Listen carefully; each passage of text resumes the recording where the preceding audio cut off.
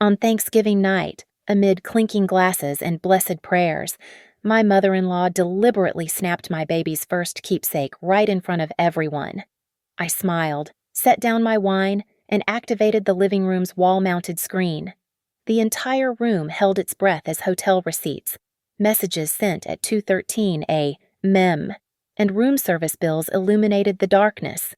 That night, the traditional toast to family happiness transformed into something else entirely: her confession. My name is Ava Hart, and I learned early in my marriage that the Whitaker family doesn't just celebrate holidays, they perform them. 10 days before Thanksgiving, my mother-in-law Elaine summoned me to her Elman Iron Furniture boutique for what she called preparation coordination.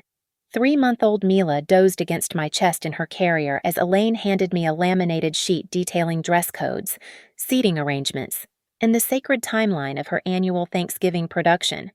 Cocktail attire. Ava. Not business casual, not smart casual cocktail. She examined my nursing-friendly wrap dress with barely concealed disdain. And please, no baby spit-up stains this year. First impressions matter, especially since this is Mila's debut to the extended family. The irony wasn't lost on me. Here was a woman who'd spent 3 years questioning my common background and my data analyst salary at Riverton Analytics, suddenly concerned about my daughter making a good impression. Luke, my husband, insisted his mother meant well, that her controlling nature came from love, but love doesn't usually require color-coordinated place cards and assigned conversation topics. I'd prepared something special for Mila's first family gathering: a custom music box engraved with her name and birth date, containing a tiny hospital bracelet and a note I'd written during those raw, beautiful first hours after her birth. It wasn't expensive, but it held everything that mattered about becoming her mother. That afternoon, as Elaine demonstrated the proper angle for carving turkey, her phone buzzed on the marble counter. She grabbed it quickly, but not before I glimpsed the credit card alert: Cortland Suites Hotel, $347.82. Strange, considering she'd told Luke she'd been at a charity board meeting in Harrisburg that night. Everything all right? I asked, adjusting Mila's position. Perfect. Her smile was sharp as her carving knife. Just confirming arrangements. The next few days brought more peculiarities. Tuesday evening, while helping Elaine select table linens, I overheard a hushed phone call from her home office. The door was cracked, her voice honeyed in a way I'd never heard when speaking to her husband or son. "Friday can't come soon enough," she murmured. "Room 412. Same as last time." I retreated to the kitchen, mind racing. Elaine Whitaker, pillar of Brookridge Presbyterian Church, champion of family values, president of 3 charitable foundations, was she having an affair? The evidence began accumulating almost accidentally.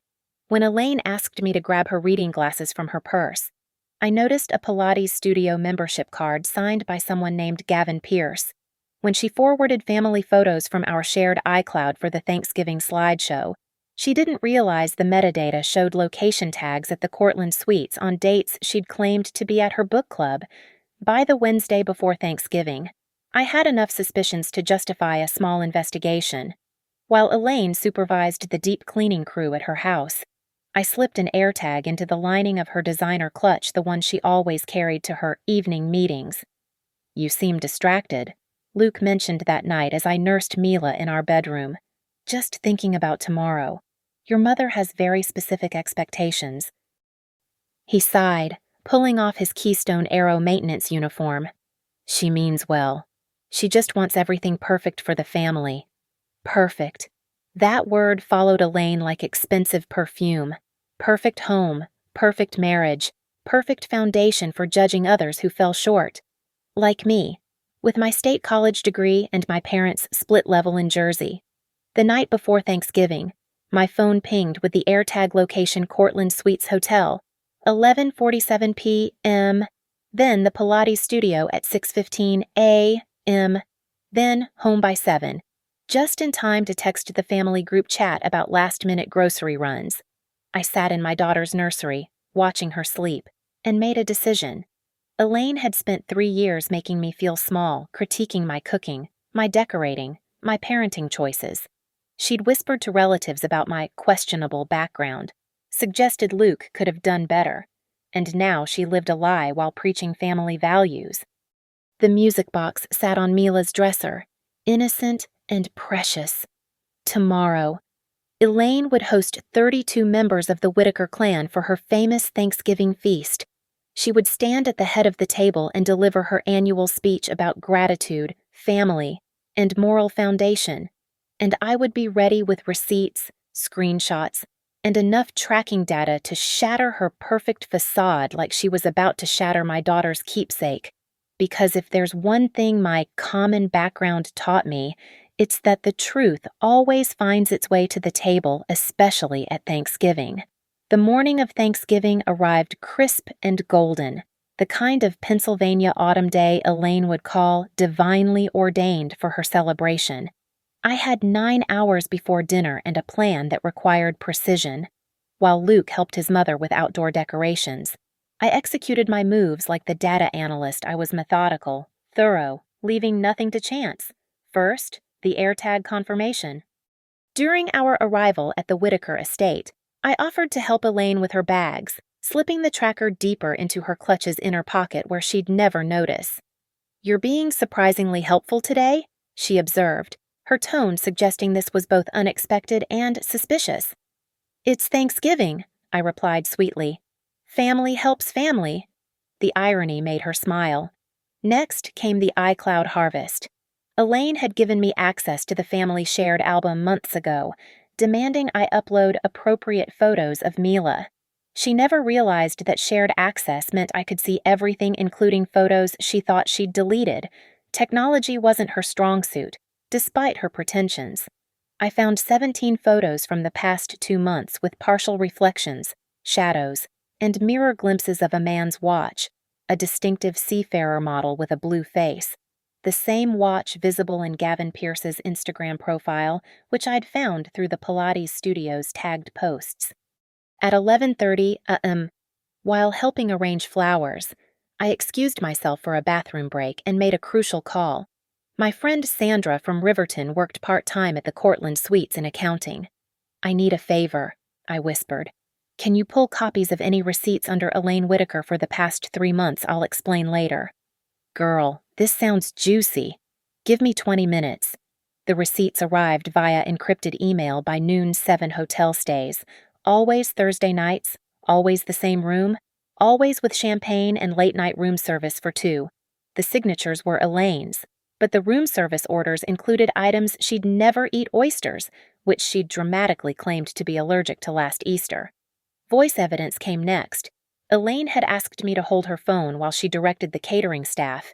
When it rang, I let it go to voicemail, then noticed she'd left her recording app open from earlier. 5 voice memos sat there, unprotected. I forwarded them to myself, listening later in the powder room. The third one was gold. "Gavin, darling, this Friday. Usual time. Tell the front desk you're Mr. Whitaker, they never check." By 2 p.m., I had everything uploaded to a private cloud folder, organized into a presentation that would play via AirPlay to the smart TV in the dining room. Receipts, photos, location history, audio, each piece time-stamped and irrefutable. I titled it Gratitude and Truth and set it to launch from my phone with one tap.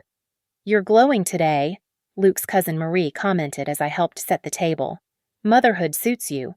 "I'm just grateful," I said, placing Mila's music box on the gift table with a small card, "to be opened after the blessing."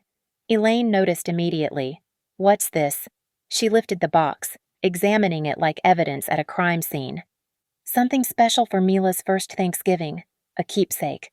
Her lips pursed. Handmade items can be so unsafe. All those small parts and sharp edges. Perhaps we should keep it in the kitchen until after dinner. It's perfectly safe. I had it specially made by a certified craftsman. Still, she carried it back to the gift table but placed it behind a large floral arrangement, hidden from view. We wouldn't want anything to distract from the meal. 3 p.m. brought an unexpected complication. A text from an unknown number. "Stop digging or things get messy." Gee, Gavin knew. Either Elaine had sensed danger or he'd noticed something amiss. I looked across the kitchen where Elaine was lecturing the caterer about turkey moisture, her phone clutched in her manicured hand. She glanced up, caught my eye, and smiled the kind of smile a cat gives a cornered mouse. "Ava, dear," she called out, "could you please check that Mila's things are properly stored upstairs? We can't have baby items cluttering the formal rooms."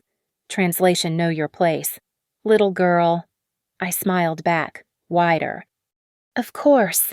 Elaine, I want everything to be perfect for your speech tonight." Her eyes narrowed slightly. We both knew the game had shifted, though she didn't yet understand the rules. As I climbed the stairs, I heard her whisper urgently into her phone. "Not now. Tonight. After everyone leaves. Too late. Elaine." The evidence was already loaded. The stage was set, and in 3 hours, your family would learn exactly what kind of matriarch had been preaching values while breaking vows. I kissed Mila's forehead as she slept in her portable crib, then checked my phone one more time. Everything was ready. The trap was set with her own insistence on perfection. After all, she'd trained me well. Family gatherings were performances, and tonight, I'd give the performance of my life. By 5 p.m., the Whitaker estate glowed like a magazine spread.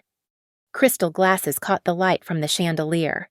Place cards stood at attention in silver holders, and the dining room's 70-inch smart TV displayed a rotating slideshow of family photos, Elaine's tribute to generations of Whitaker excellence.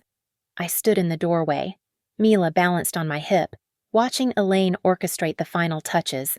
She'd changed into a cream-colored dress that probably cost more than my monthly salary, her pearl necklace catching the light as she adjusted a centerpiece by a 1/4 inch.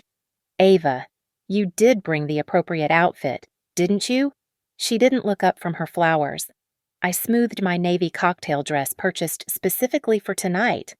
"Of course. And Mila, please, tell me you have something other than those Target onesies." "She's wearing the outfit Aunt Margaret sent." I didn't mention I'd removed the price tag showing it came from Target's boutique line. Guests began arriving at 5:30 sharp, each greeted by Elaine with air kisses and practiced compliments. Luke's aunts clustered near the kitchen, gossiping about Cousin David's divorce. The uncles gravitated toward the den and football. Younger cousins checked their phones while pretending to admire Elaine's latest furniture acquisitions. "The table is absolutely stunning," gushed Pastor Williams's wife. "You have such a gift for hospitality." "Elaine?" "It's all about maintaining standards," Elaine replied, her gaze sliding to where I was burping Mila. "Some people understand that instinctively. Others, well, we do our best to teach them." Luke appeared at my side, squeezing my shoulder. "Ignore her. You look beautiful." He meant well, but his reflexive defense of his mother ran deeper than his protection of me. 3 years of, "that's just how she is, and she doesn't mean it that way," had worn grooves in our marriage that tonight would either heal or crack wide open. At 6:15, Elaine clinked her fork against Crystal. "Everyone, please find your seats. Dinner will be served momentarily." The seating chart was strategic warfare. I'd been placed at the far end from Elaine, between Luke's teenage cousin who only spoke in TikTok references and Great Aunt Mildred who was deaf in one ear. Mila's high chair, which Elaine had reluctantly allowed, was positioned where any fussing would be maximally disruptive. "Before we begin," Elaine announced, standing at the head of the table, "I want to review our Thanksgiving traditions for those who might be unfamiliar." Her eyes found mine. "We'll start with appetizers. Then I'll give my annual gratitude address, followed by the blessing from Pastor Williams. After dinner, we'll open select gifts and share what we're thankful for." She'd moved Mila's music box to the sideboard, still hidden behind flowers but now within reach of her seat, a power move she controlled when and if it would be acknowledged. The appetizers arrived, and conversation flowed with the wine. I nursed a single glass, needing clarity for what was coming. Elaine held court, telling her favorite story about meeting Luke's father at a charity gala, how she'd known instantly he came from good stock. "Family breeding matters," she said, catching my eye. You can't fake good genes or proper upbringing. It always shows eventually. How interesting, I replied, loud enough for the table to hear. I've been learning so much about what really goes on in established families, the secrets they keep, the lies they tell. It's fascinating how the truth always surfaces. Elaine's smile tightened. I'm sure your background gave you limited exposure to how proper families operate. Actually, my background taught me to spot deception. When you grow up without pretense, you recognize performance when you see it. Luke shifted uncomfortably. Mom, Ava, please. Oh, we're just having a discussion about values. Elaine cut him off. Your wife seems to have developed some strong opinions lately, haven't you? Ava, you've been so observant these past few weeks, taking such an interest in family activities. The threat in her voice was clear. She knew I knew something, but she was counting on my submission to her social authority. After all, who would believe the working-class girl over the Brookridge philanthropist? I believe in truth, I said simply, and gratitude for honest relationships. How noble! Elaine raised her glass. Perhaps after dinner, you can share what exactly you're grateful for. I'm sure we'd all be enlightened. The main course arrived, turkey glistening, sides perfectly arranged. Elaine stood again, preparing for her speech. She placed one manicured hand on the table, the other over her heart, and I saw her glance once more at my phone beside my plate. Family, she began, her voice carrying the practiced resonance of someone used to being obeyed, is the foundation of everything worthwhile in this world. I touched my phone screen, bringing up the presentation. One tap, and 32 members of the Whitaker family would learn what their matriarch did on Thursday nights. But not yet. First, I wanted to hear her hang herself with her own words. Elaine's speech continued, each word dripping with the kind of moral superiority that only comes from believing your own lies.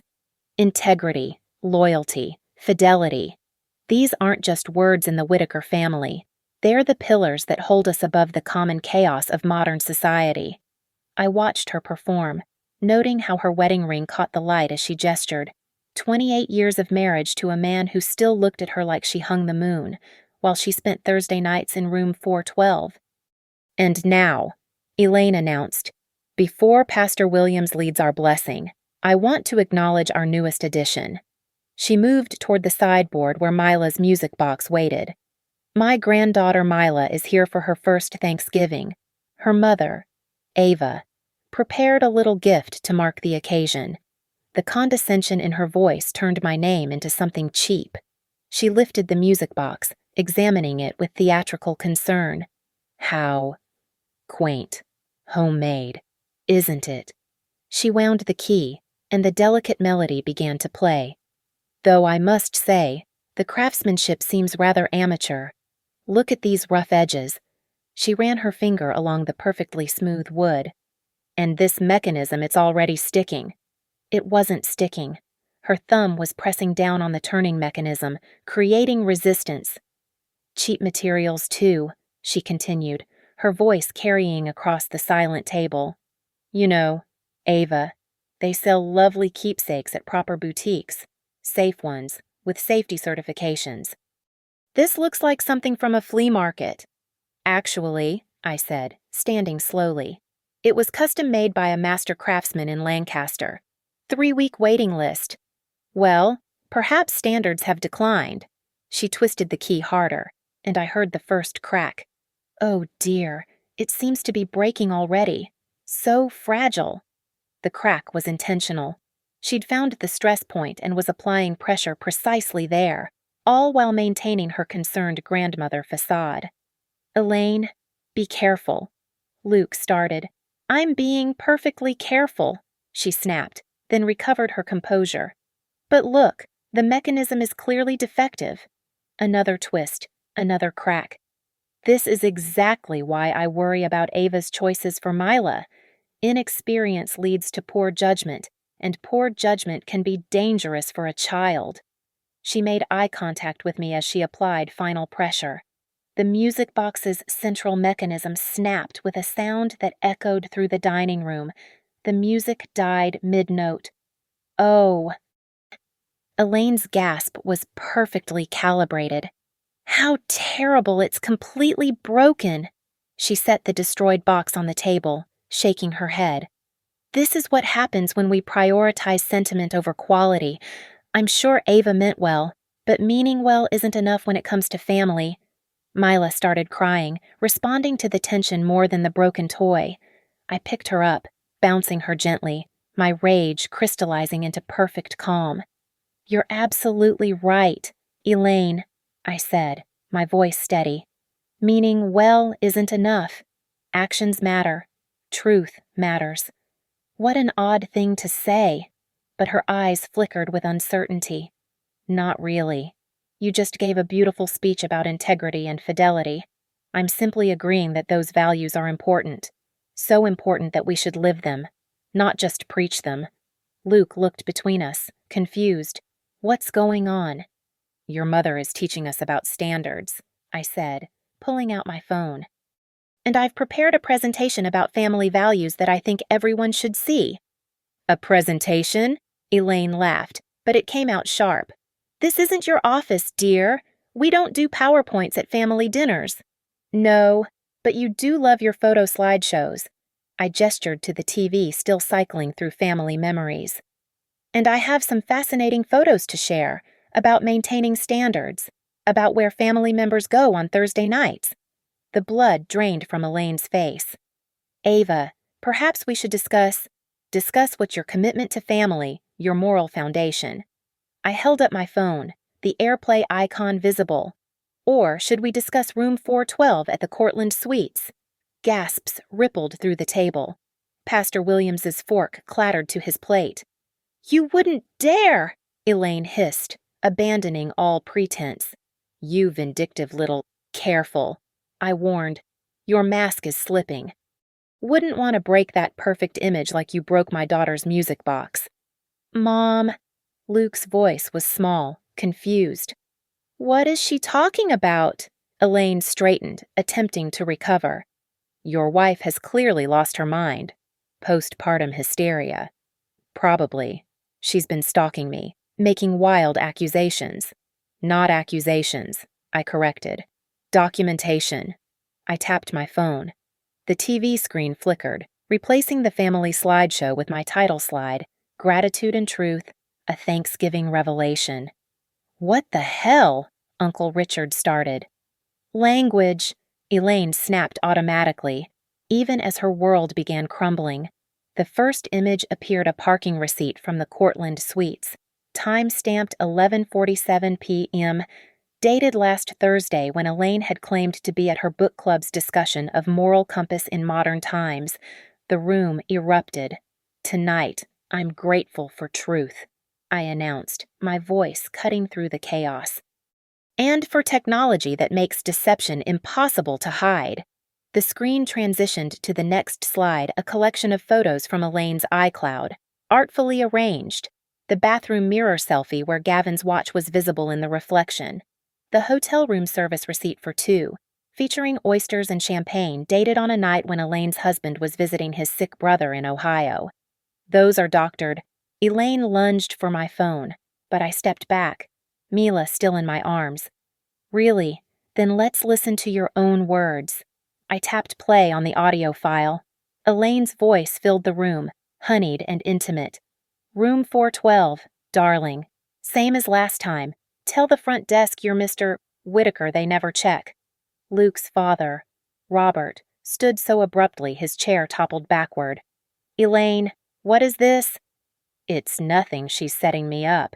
Elaine's carefully styled hair was coming undone, pins falling as she gestured wildly. This ungrateful girl has always resented me, always tried to destroy our family. The next slide appeared AirTag location history, showing a clear pattern. Every Thursday for 3 months, Elaine's house to Cortland Suites to Pure Strength Pilates to home. The timestamps were damning. 11:30 p.m. arrival, 6 departure. Mom goes to book club on Thursdays, Luke said numbly. She's been going for years. Your mother hasn't attended book club since September, Margaret Williams, the pastor's wife, said quietly. We removed her from the roster when she missed her 4th consecutive meeting. The room's attention snapped to Margaret, then back to the screen as more evidence appeared. Credit card statements with charges for couples massages, a reservation confirmation for 2 at an intimate restaurant in Harrisburg, under the name Mr. and Mrs. Pierce. Who's Pierce? Robert's voice was deadly quiet. Before Elaine could respond, the screen revealed Gavin's Instagram profile. 41 years old, Pilates instructor, furniture restoration hobbyist. His bio read, "Living my truth, one stretch at a time." The latest post, from this morning, showed him in a hotel bathrobe with the caption, "Some Thursdays are worth the wait." You know him. Robert, I said helpfully. He restored those chairs in Elaine's shop last summer. The ones she said took 3 months because he was so meticulous. Cousin David, still bitter from his own divorce proceedings, laughed darkly. Meticulous. That's one word for it. Enough! Elaine screamed, her composure completely shattered. Yes, I've been seeing Gavin. Are you happy now? You've destroyed everything. The admission hung in the air like a physical presence. Several aunts gasped. Pastor Williams bowed his head in prayer. Luke stared at his mother as if seeing a stranger. I destroyed nothing, I said calmly, advancing the presentation. You destroyed it yourself when you chose to lecture me about family values while sneaking off to hotel rooms, when you criticized my parenting while lying to your own son, when you broke my daughter's keepsake because you couldn't stand that someone from my background had created something beautiful.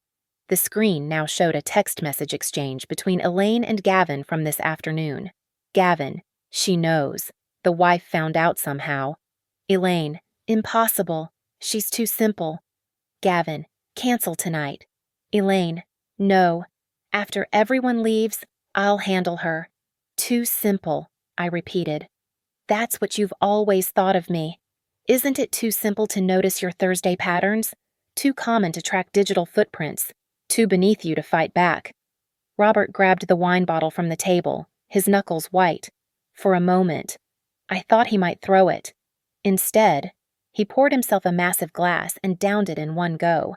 28 years, he said hoarsely. 28 years of marriage, and you're screwing some gym instructor, Pilates instructor, Elaine corrected automatically, then seemed to realize how insane that sounded. Robert, please. It didn't mean anything. The receipts suggest otherwise, I interjected. $700 in champagne over 3 months seems pretty meaningful. Luke finally found his voice. Mom, how could you? After everything you said about sanctity of marriage, after the way you treated Ava for not being good enough, Elaine turned on me with pure venom. You planned this. You've been watching me, stalking me, waiting for the perfect moment to humiliate me. No, I corrected, pulling up the final slide. I was protecting my family. Something you taught me was paramount. Remember, the last image was security footage from the hotel, obtained through Sandra's connection. Grainy but clear enough Elaine and Gavin in the lobby, kissing passionately while she wore the same dress she'd worn to last month's church fundraiser. The dining room erupted into complete chaos. Robert stormed out. Luke's aunts huddled together, whispering furiously. The teenagers had their phones out, no doubt sharing the drama on social media. And in the center of it all, Elaine stood frozen, her empire of perfection collapsing around her. You think you've won, Elaine's voice cracked as she tried to salvage control. This is entrapment invasion of privacy. I'll sue you for everything. For what showing your family the truth? I shifted Mila to my other hip, maintaining perfect calm. Every piece of evidence came from public sources or your own carelessness. The iCloud you insisted I join, the credit cards you had me help reconcile last month, the Instagram posts your boyfriend made public. He's not my... Elaine stopped, realizing denial was pointless. From the corner, a movement caught everyone's attention. Luke's cousin Marcus stood up slowly, his face pale.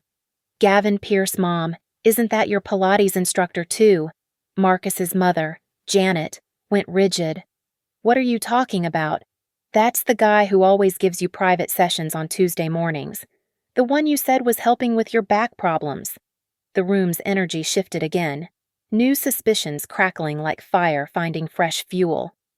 This is ridiculous, Elaine shrieked. Gavin is a professional. Professional what?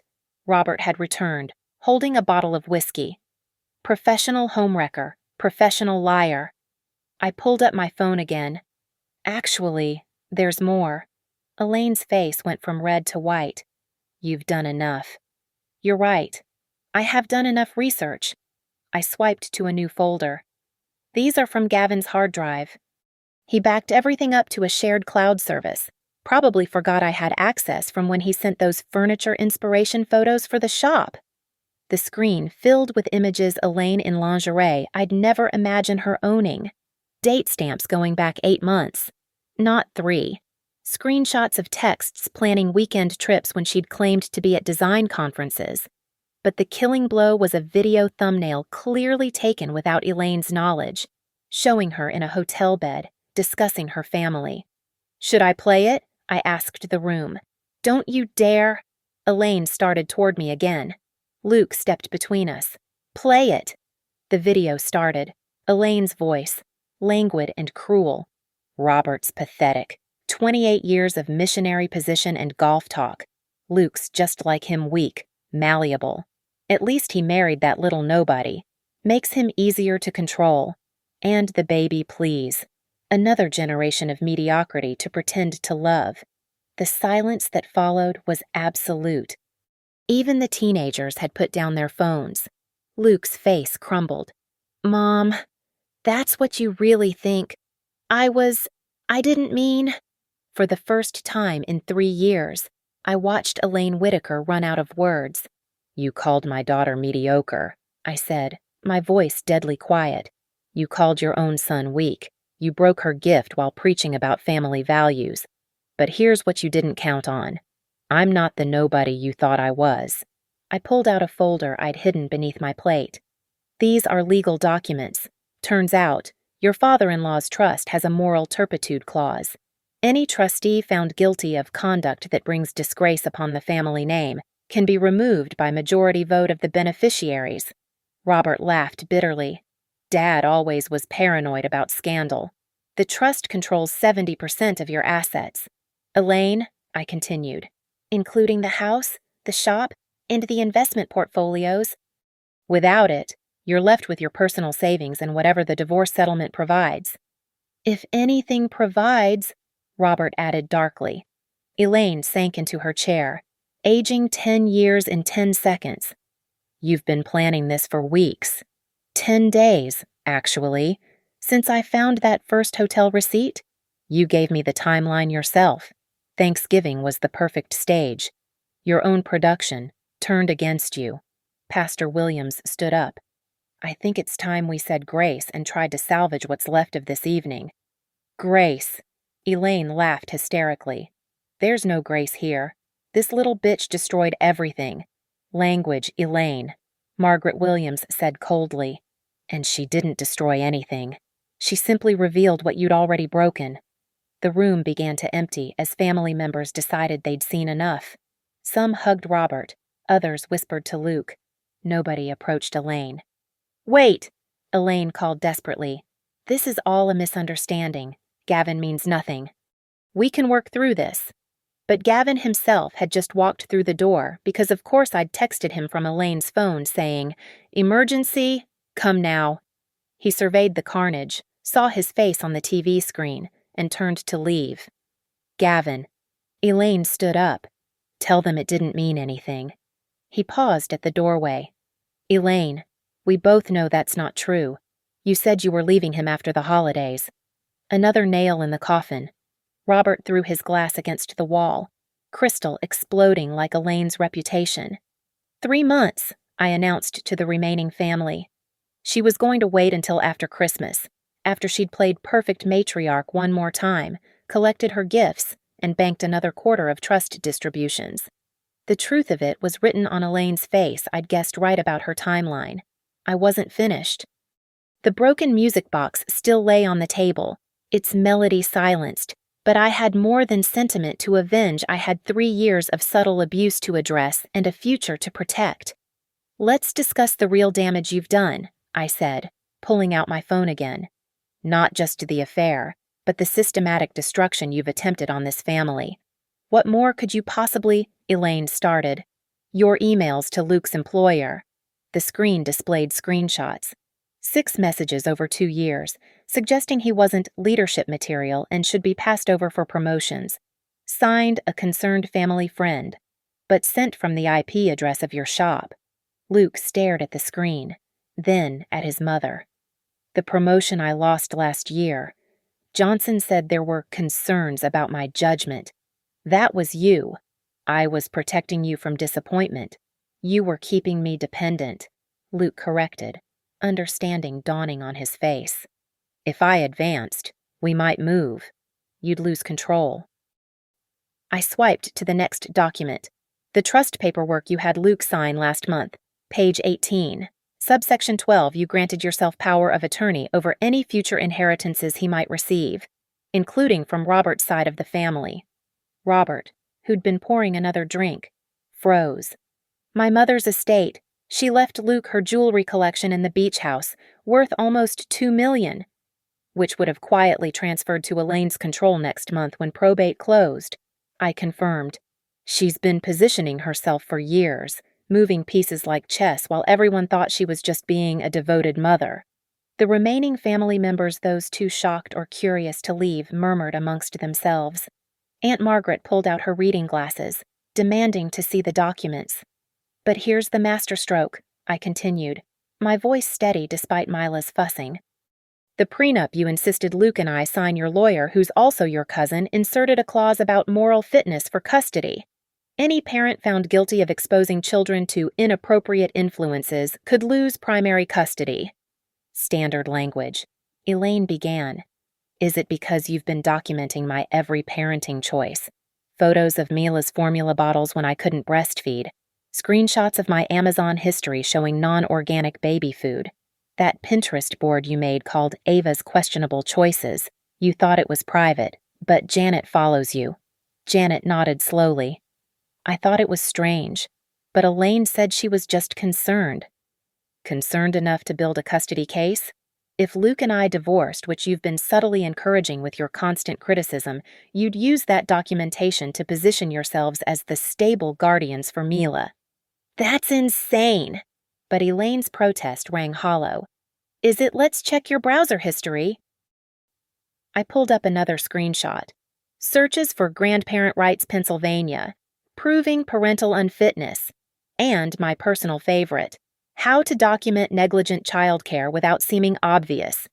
Luke sank into his chair, head in his hands. "Mom, were you trying to steal our daughter? I was thinking of her future. You married beneath you, and she'll drag that child down." "Stop!" Robert's voice cut through her rambling. "Just stop. Elaine, you've lost."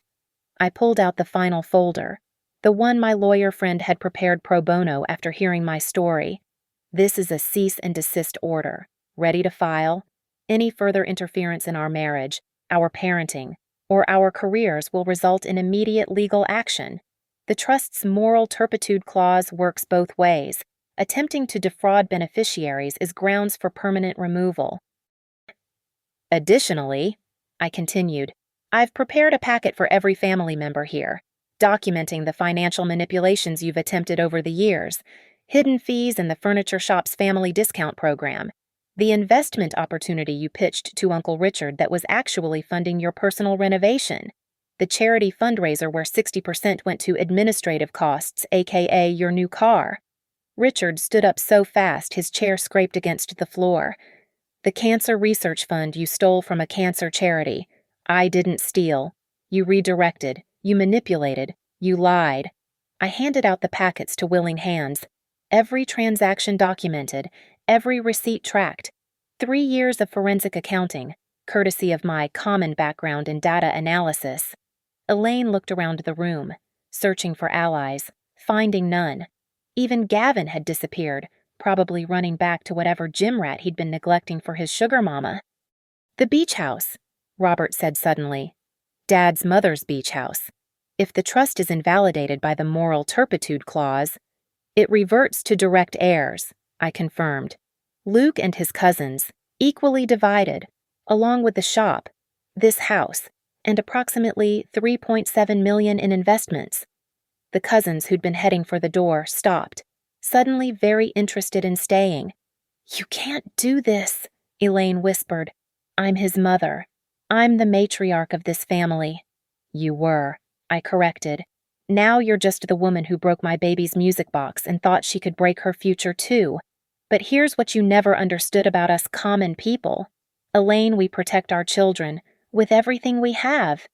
I picked up the broken music box, its mechanism beyond repair.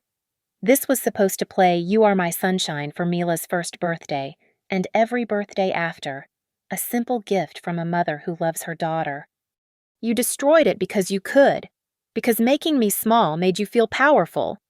The room waited, tension thick as gravy. "But you forgot something important," I said, pulling out my phone one last time. I backed up everything, including this. The video played on the TV screen, not of Elaine this time, but of me, 9 months pregnant, sitting in Mila's nursery at 3:24, unable to sleep. I was holding the music box, winding it carefully, speaking to my unborn daughter. "Sweet girl," my recorded voice said, "this will be yours tomorrow when you arrive. Every time it plays, remember that you were wanted, you were planned for, and you are loved beyond measure. No matter what anyone says about where we come from, you are perfect exactly as you are." The music box in the video played its gentle melody, the same tune that would never play from the broken one on the table. Several aunts were crying now. Even crusty Uncle Richard wiped his eyes. "That's what you destroyed," I told Elaine. "Not just wood and metal, but a mother's love made tangible. And you did it with the same casual cruelty you've shown for years, thinking your money and status made you untouchable." Elaine opened her mouth, then closed it. For once, she had no cutting remark, no deflection, no excuse. "Enough," she finally screamed, losing the last shred of composure. "Enough. You've won. You little nobody. You've destroyed everything I built. Are you happy now?" "No," I said simply. "I'm not happy. I'm free." Gavin chose that moment to reappear, car keys in hand. "Elaine, we need to talk. Gavin, darling, tell them." She reached for him desperately. He stepped back. "It's over. Elaine, I only came back to say that. The hotel has my things. I'm moving back to Philadelphia. Don't contact me." "But you said you loved me." "I said a lot of things. So did you. Turns out we're both liars." He looked at the room full of horrified faces. "For what it's worth. She came after me, wouldn't take no for an answer. The money, the gifts. I'm not proud, but I'm not the villain here either." He left, and Elaine crumpled, mascara streaming down her cheeks in black rivers. Luke stood up slowly, picking up the broken music box. "Mom, I need you to leave." "Luke, baby, you don't mean—" "I do. Dad will send your things to a hotel. We'll talk about the rest through lawyers." "You're choosing her over your mother." Luke looked at me, then at Mila, then back at his mother. "I'm choosing my family, my real family, the one that doesn't lie, manipulate, or destroy precious things for sport." He walked to the closet and returned with something a second music box, identical to the first. I gasped. "I knew how much the original meant to you," he said to me. "So I had another one made, just in case. I picked it up this morning. I never imagined." He looked at his mother with disgust.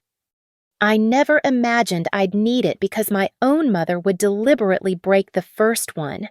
He wound the key, and "You Are My Sunshine" filled the room, sweet and clear. Mila stopped fussing, her eyes wide and focused on the sound. "This is what family does. Luke said to Elaine. We protect each other. We build each other up. We don't tear each other down for control. Robert stepped forward, surprisingly steady despite the whiskey. Elaine, you have 1 hour to pack essentials. The locks will be changed tomorrow. I'll file for divorce Monday morning. 28 years. 28 years of lies. Apparently.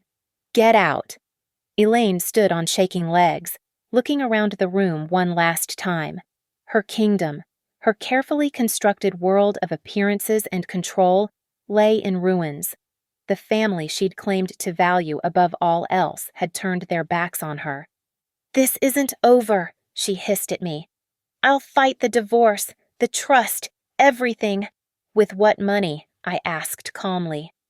Your personal accounts have maybe 40,000. Your lawyer cousin. He's already texted Janet that he's withdrawing as your counsel conflict of interest.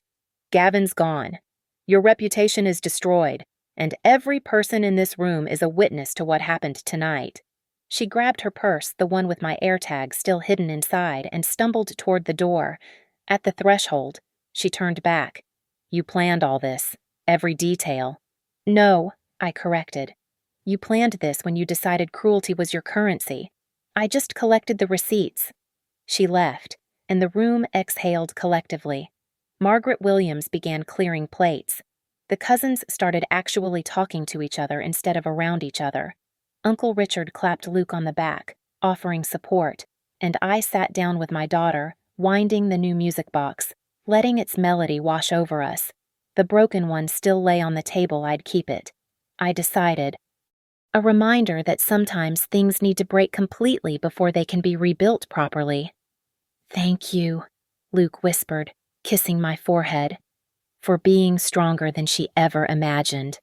Thank you, I replied, for finally choosing us. As the music box played, I looked around at the wreckage of Thanksgiving dinner scattered plates, cold turkey, overturned chairs, but also at the faces of family members finally free from Elaine's toxic control, already planning a Christmas without her shadow. In my arms, Mila reached for the music box, her tiny fingers grasping at the sound and light. I held her closer, whispering the words I'd recorded months ago. You are perfect exactly as you are. The matriarch was dead. Long live the family. Thank you so much for listening to this story of family, betrayal, and ultimate justice. I'd love to know where you're listening from. Drop a comment below and let's connect. If this story resonated with you, please subscribe to the channel and share your thoughts. What would you have done in Ava's position? Your stories and perspectives make this community special.